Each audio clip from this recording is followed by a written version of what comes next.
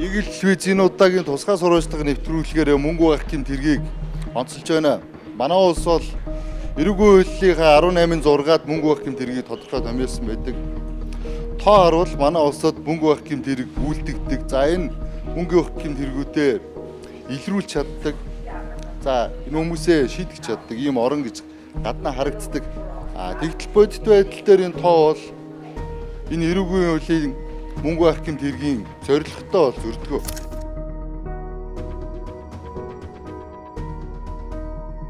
За мөнгө байгаач гэж ямар хүн байдгийг одоо харуулах.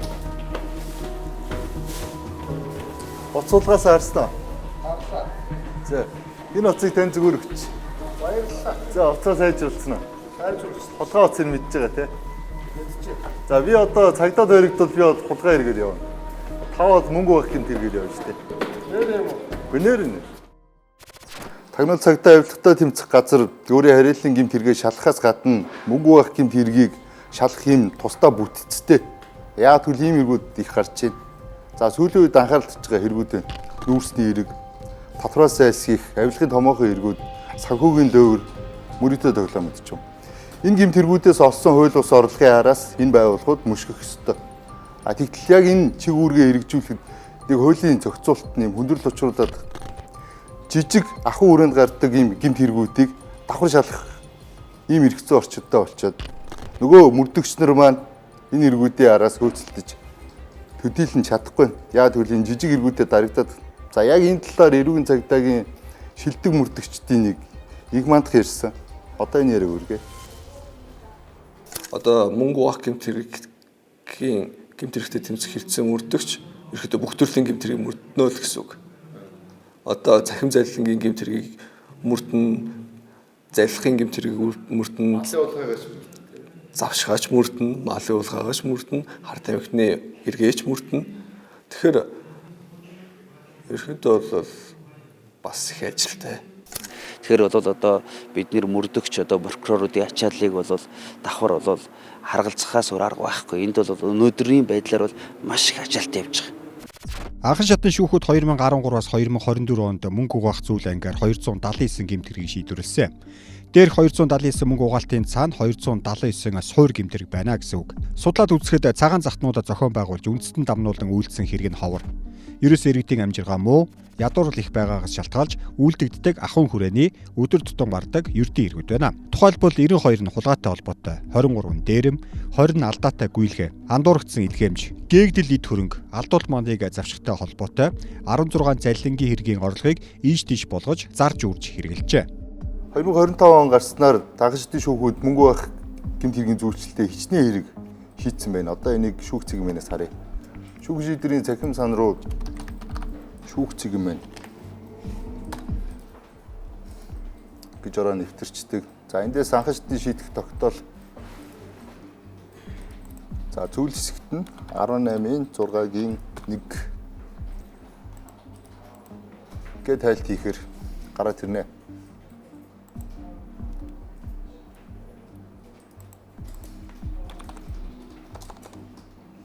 За нийтдээ 27 хэрэг 2025 оны 1 сарын 1-ээс хойш шийдэгдсэн байна. За нэг дуурын хэрэг нээчи. За энэ хэргийн материалыг одоо ер нь за энэ хэрэг дээр ер нь юу болсныг одоо харуулчих.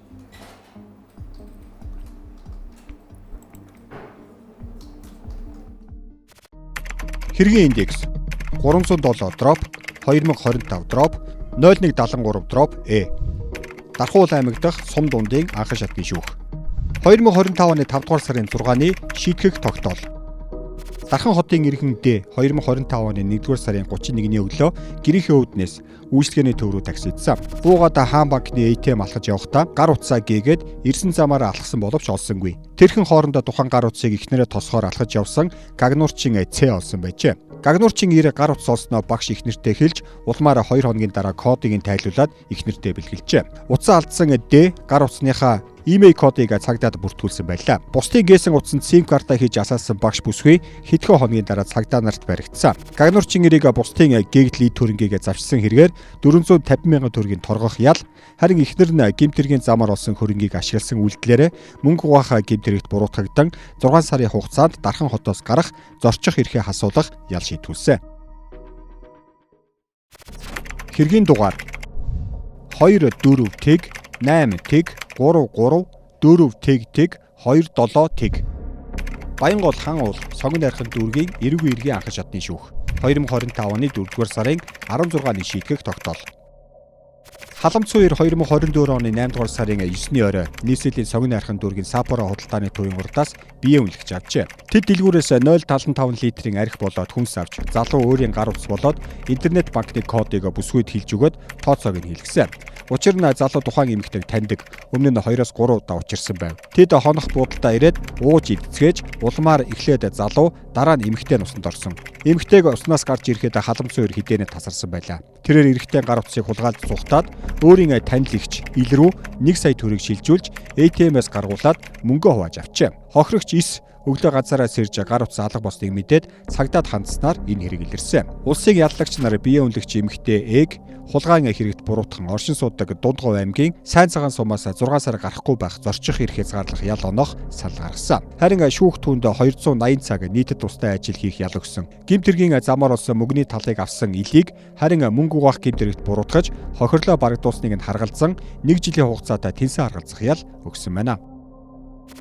Уг нь бол мөнгө угаах гэмтэргээс сэргийлэх анхны зорилго бол улс орнууд эдийн засаг санхүүгийн салбарын тогтвортой байдлыг хамгаалах, хямралаас сэргийлэх юм. Мөнгө угаах гэмтэргийн ойлголт нь ингэж эхэлжээ. Америк нэгдсэн улсад 1920 онд зард гарч байсан гэмт хэрэгтэн бол Чикаго хотын гэмт бүлэглэлийн толгойлогч Ал Капоне байлаа. Тэрээр тус улсад арх худалдаалахыг хориглосон хуурай хууль гэж гарсан үед архины нууц үйлдвэрлэл, рэкет, мөрөдөд тоглоом, дэрмийн цуст мөнгөө хууль ёсны мэд харагдуулах арга болсон. Тэрээр хувц сугаалгын газруудад хөрөнгө оруулж тэндээс олсон орлого мэтээр бохир мөнгө халах авчилдаг байжээ. Мэдээж холбооны мөрдөх товчооны ажилтнууд түүнийг гэмт хэрэг үлдэж олсон орлогоо хууль ёсных мэд хургаж эргээд гэмт үйлдэлээ санхүүжүүлж байгааг илрүүлсэн. Ал Капонегийн башир аргыг илчилсэн хувцас биш мөнгө угааж байна гэдэг нийтлэлд тэр үед сонинд нийтлэгдсэн нь хожимо дээрх гэмт үйлдлийг мөнгө угаах гэмт хэрэг гэж нэршгэд хүргэсэн юм. Алхаа ягаад угаалгын газар байсан ихлээр тухайн үед үйлчлүүлэгч ихтэй бэлэн мөнгө асар их хэрэгэлддэг. Дээрээс нь ийм бэлэн мөнгөөр үйлчлүүлэгч асар их байдаг. Энэ дунд нь яг өөрсдийнхөө хууль бус мөнгийг шургуулад за ингээд энэ угаалгын газраас олсон орлогоо гээд дотны газараа тайлагнаад за ингээд хүн харахад бол нэрэл бизнес хийгээд мөнгө олцсон юм байна гэсэн ийм л дүр төрхийг агуулгын үүднээс тухайн үед дэлхийн төлөвлөлүүд үйл ажиллагаа явуулдаг байсан. За энэ бол 1920-40 оны хугацаанд бол гэмт хэрэгтэй тэмцэх байгууллагууд маань шалгаад за гэмт хэргийн тэмдэглэлчүүд юм уу тухайн үеийнхаа хэрэг нэг тэмдэглэлээр үйлдэхтэй мөнгө угаах гэдэг нэг томьёог нэлээд хэрэгжилж байсан гэж байна. За тэгээд 1950-ад онд бол Америк нэгдсэн улсад банкны хамгаалтын тухай хууль тогтоомж батлагдаад ингээд за албан ёсоор тухайн үеийн хууль тогтоомжид мөнгө угаах гэсэн орж ирсэн. За ингээд цаашлаад 1970-80-ад оны үеэс бол олон улсын хэмжээнд мөнгө угаах гэдэг томьёог албан ёсоор олон улсын гэрээ хэлцээрүүдэд оруулаад тэгээд мөнгө угаах гэдэг гэмт хэрэг нь бий даасан байдлаа улсуудын эрүүгийн хууль бол холбогдох хэвчэн тогтоомжид бол ороод ингээд тэмцээд явж Монгол улс гэсэн адилхан өнөөдөр бол мөнгө угаах гэмт хэрэг гэсэн ийм ойлголт явж байна. Нэгдсэн үндэсний байгууллага, их долоогийн орнууд, Европын холбоо, Аз намхан далайн орнууд өөрсдийн зах зээлийг гэмт бүлэглэлийн бохир мөнгнөөс хамгаалах, эдийн засаг санхүүгийн доктортой байдлаа хангахын тулд мөнгө угаах болоод терроризмыг санхүүжүүлэхээ сэргийлэх тодорхой стандартууд тогтоосон.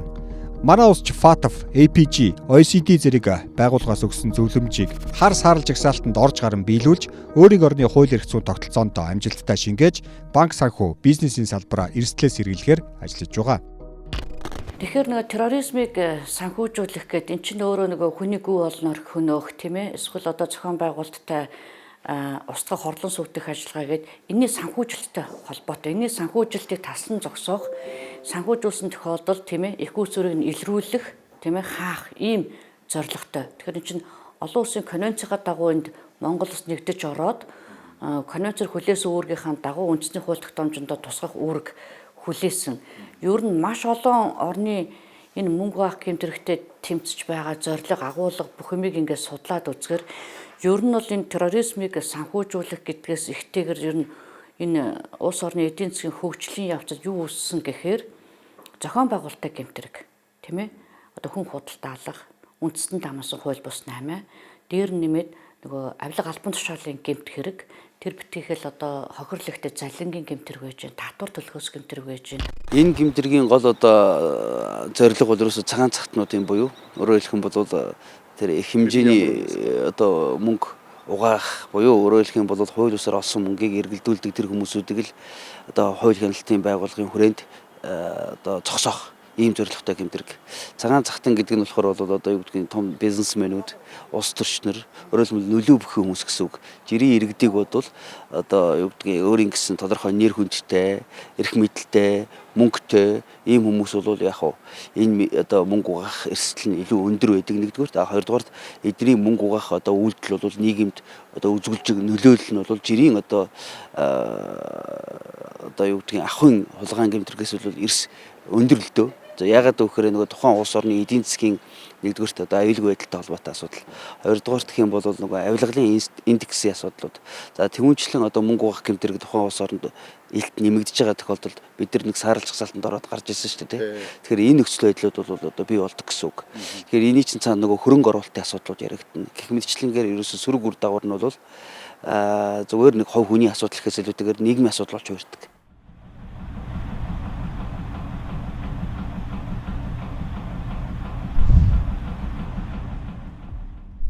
Улсын их хурлаас эрүүгийн хуулийг 2015 онд шийдэл найруулахдаа мөнгө угаах гэмтэргийг дарах байдлаар томьёолжээ. Хуулийн 18-ын 6-ад гэмтэргийн улмаас олсон хөрөнгө мөнгө орлого гэдгийг мэдсээр байж түүнийг авсан, эзэмшсэн, ашигласан, түүний хууль бус их усүрийг нь нуун далдлах, гэмтэрэг үйлдэхэд оролцсон аливаа этгээдэд хуулийн хариуцлагаас зайлсхийхэд туслах зорилгоор өөрчилсөн, шилжүүлсэн, түүний бодит шинж чанар, их усүр, байршил, захиран зарцуулах арга, эзэмшигч, эд хөрөнгийн эрхийг нь нуун далдалсан бол мөнгө угаасан гэж үзнэ. Ингэж томьёолохдоо ямар гэмтэргээс олсон хөрөнгө мөнгө орлого байхыг зааж бичээгүй нь ахуйн хэргийг дагалдсан ялын том амсар, ялимгүй хэрэгтэй шийтгүүлэгсдийг насаар нь дагах намтар болжээ. Өдгөө мөнгө угаах гэмтэргээр шийтгүүлэгсдийн тоо бол Монгол улс мөнгө угаагчдаа шийтгдэг орн гэж ФАТФ тэргүүтэй байгууллагад тайлгнахад л нүүр тахалж байна.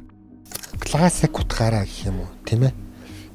Бодит утгаараа энэ мөнгө угаах гэмтэргийн суур гэмтэргүүд бол мэдээж хэрэг авилга хийх ахуул, эсвэл одоо зохион байгуулалттай гэмт бүлэг, хар тамхи маань суруулах бодис, за биеэ үнэлэлтийг зохион байгуулах гих мэт одоо иймэрхүү хэрэгүүдийг түүний улмаас олсон хөрөнгө мөнгийг бодит юм шиг харагдуулах, эсвэл одоо түүний улмаас олсон мөнгө төгрөг гэдгийг захиран зарцуулах гэдэг рүү ер нь бол илүү зорилт болгож явах ийм хэрэгцээ шаардлага олон улсын түвшинд ч гэсэн юм байна. Гэмтэргүй улмаас олсон эд хөрөнгө мөнгийг мэдсээр авсан, дамжуулсан, хадгалсан гэдэг үйлдэлүүдийн нэлийн өргөн хүрээнд томьёолцсон учраас таны хэлж байгаачлан одоо юу гэдгийг ахуйн хулгайтай холбоотой асуудлууд хүртэл мөнгө угаахаар давхар явж байгаа байхгүй юу? Нөгөө цагаан захтнууд биш үү те? Цагаан захтнууд бол одоо нэгсэндөө биш гэсэн үг. Тэгэхээр бол энэ дагаад бол хууль хяналтынхны одоо ачааллыг асар их нэмж байгаа. Мөнгө угаах гэмтэргийг илрүүлэхэд бол бас процесс нэлийн ажиллагаа хийгддэг. Ялангуяа мөрдөгч одоо прокурорууд дээр энэ бол нэлийн одоо ажлын ачаал нэмж байгаа зүйл мөн л дөө. Гэтэл тэд нар маань одоо яг нөгөө яг одоо юу гэдгийг цагаан захтны гэмтэргүүдтэйгээ тэмцэхээс гадна давхар одоо нөгөө жижиг хулгай, дээрмийн хэрэгүүдээр давхар одоо мөнгө угаах хэрэг ингээд үүсгэж яваад байгаа нь магадгүй одоо юу гэдгийг бид нэр одоо хүчээ тарамдж байгаа хэлбэр л гэж хэлж болно.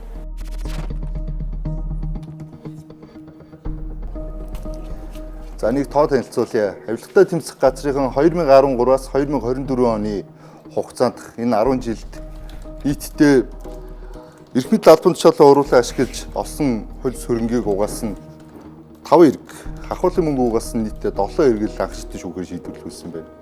Шууд хэлэхэд манай улсад бол цагаан захтнууд энэ хуулийг боловсруулдаг. Цагаан захтнууд хууль баталдаг. Тэгээд энэ авилгын томоохон эргүүд дээр мөнгө угаасан үйлдэл дээр энэ авилгачид өөрсдөө шийдвэрлэдэг. Харин энэ гэмт хэрэгт нь хамжсан хүмүүс нь яа шийдвэрлэж байгаа. Хууль нь өнөөдөр ийм. Тэгэхээр энэ хуулийн асуудал цаана байгаад байна гэсэн үг. Нөгөө цагаан цагт нуучин шийдэгдэхгүй байна. Яагаад гэвэл тэр хүнийг орыг давхар зуршлах асуудлуудыг нь буюу өөрөө мөнгө угаахыг тодорхойлж өгөөгүй ингээд битсэн. Тэгээ монголчуудын тийм бас одоо сүүлийн үеийн гарч байгаа практик жишээнүүдийг харахаар зэрэг орыг иргэдийн бас энэ мөнгө угаах талаар ойлголт дутмаг байна. Нөгөө ах дүүсээ, найзаа итэмтгий байдал нь нөлөөлөд. Одоо сая мөрдөн шалгах ажиллагаа явуулаад дууссан хэрэгдэр үеэлийнхаа арилжааны банкны дансыг аваад тэрлүү гэмт хэрэг үйлдсэн мөнгөө шилжүүлээд тэгээ тэр мөнгөө дараад нь өөр одоо дансаар шилжүүлж байгаа буцаагаад өөр төр ирүүлж байгаа болтлого байхгүй. Энийг бид нар өнөөдөр яг зүйлчлэгээ тэгэнгүүт манай практик дээр яаж ийхээр зэрэг тэр үеэлийг л мөнгө угааснаар эрүүг хариуцлага хүлээх боломжтой. Нөгөө гэмт хэрэг үйлдээд мөнгөө хүний данс ашиглаад эргэлдүүлж байгаа энэ үйл явцуудыг болохоор зэрэг гэмт хэрэг үйлдсэн үйлдэл дээр нь бид нар зүйлчлээд яллаад байгаа учраас энд хийдэл үүсэж байгаа. Тэгэхээр энийг байхгүй болгосон. Суургүй мөнгө угаалтыг олон улсад тодорхойлоод эхэлсэн. Энэ яадаг вөхөр зэрэг суур гэмт хэрэг нь гадаадад үлдээд мөнгөө дараачийн улс орнуудад угааж байгаа үйлдэл байхгүй. За ингэсэн тохиолдолд мөнгө угаагдсан газар нутаг нь суургүй мөнгө угаалтаа тодорхойлоод тэр мөнгийг яг одоо тэр хууль ус үйлдэлийг таслан зогсоогоод тэр хууль ус мөнгийг улсын орлого болгох энэ асуудал.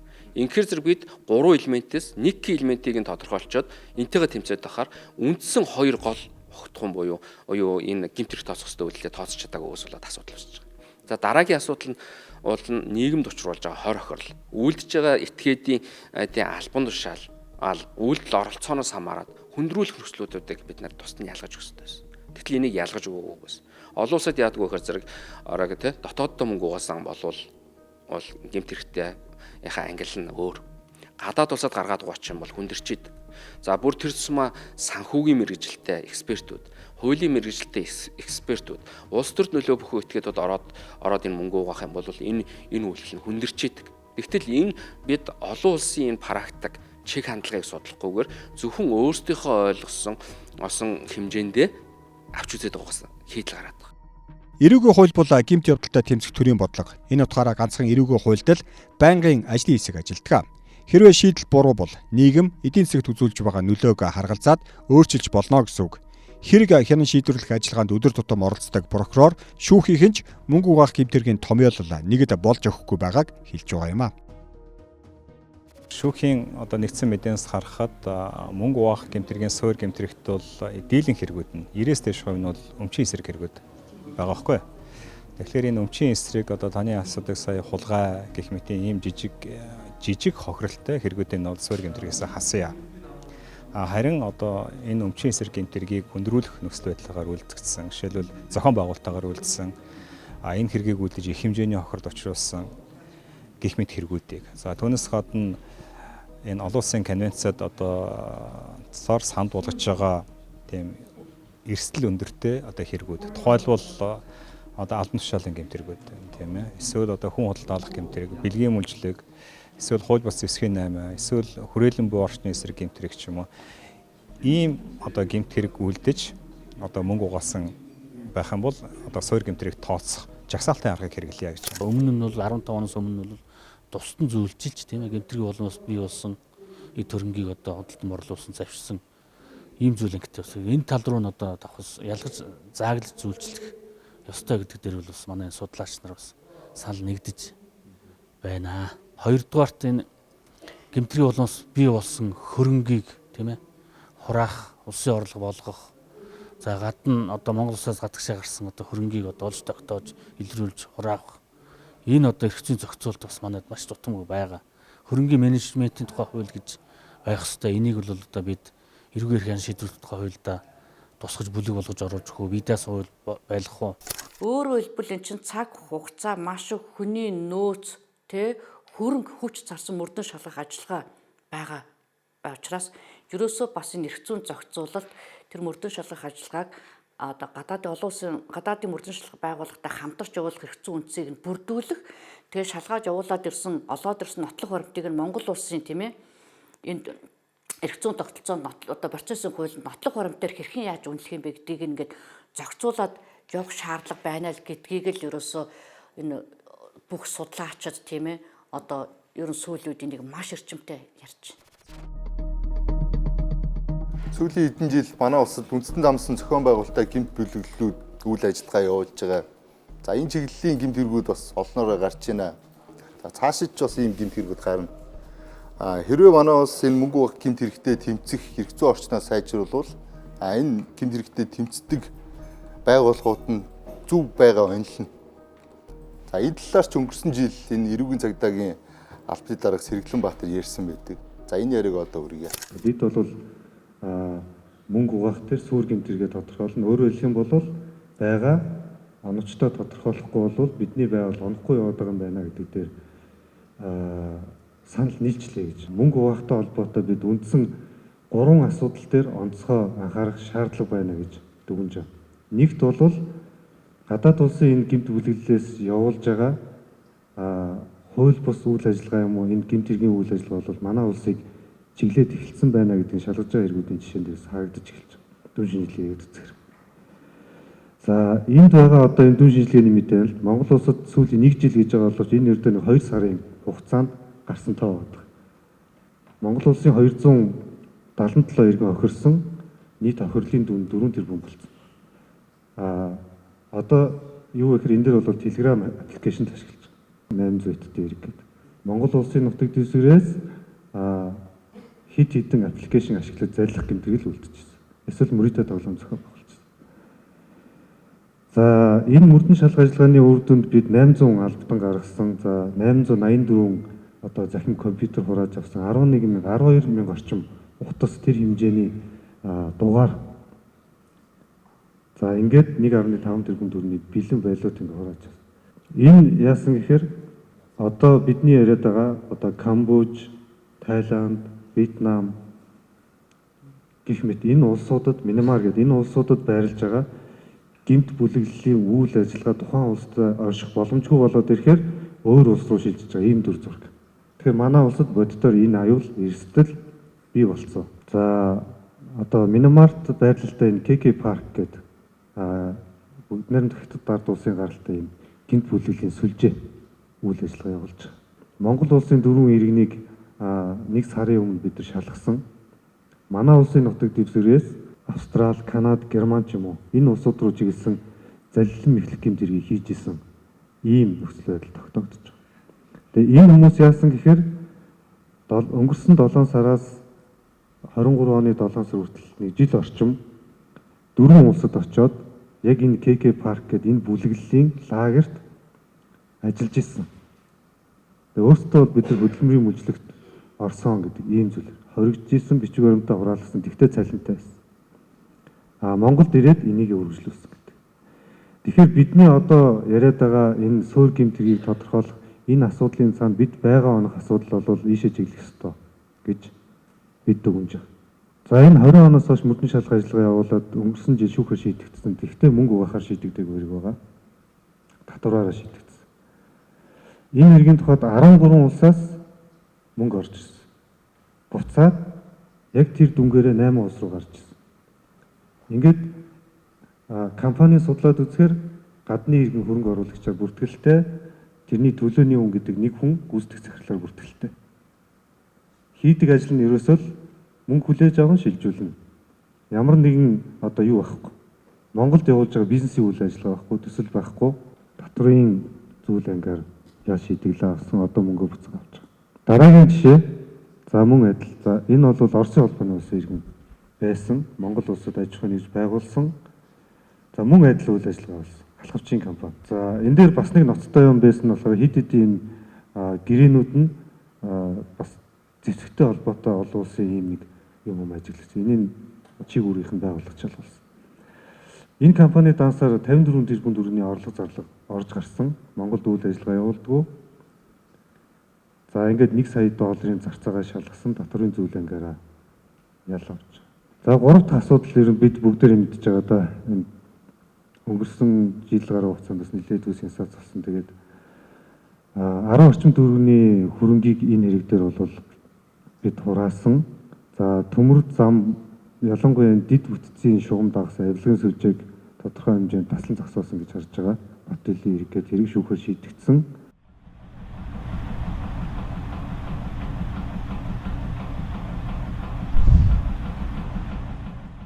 Хууль зүйн дотоод хэргийн сайд бол мөнгө угаах терроризмтэй тэмцэх үндэсний зөвлөлийг ахалж идэг. За үе үеийн сайд дээр энэ үндэсний зөвлөлийг ахалж исэн.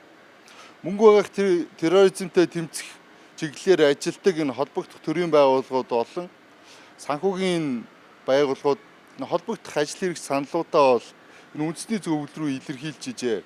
За 2015 онд эрүүгийн хуулийг шинжилснээр хариулсан. За энээс үүдсэн энэ ажиг тогтолцоог бас өөрчлөе гээд шүүх прокурор цагдаа тагнуул авилгатай тэмцэх газар. За Монгол банк гэдэг энэ байгууллагуудаас энэ саналуудыг авч ирсэн. Одоо хүртэл шинжилсэн өөрчлөсөн юм бол алга. Тэгэхээр энэ хууль зүйн дотоод иргэн салбарт сайдэрн ойр ойрхон солигдоод байна. Ямар ч гэсэн энэ чиглэлийн ажил руугаа эртхэн орсон дээр баха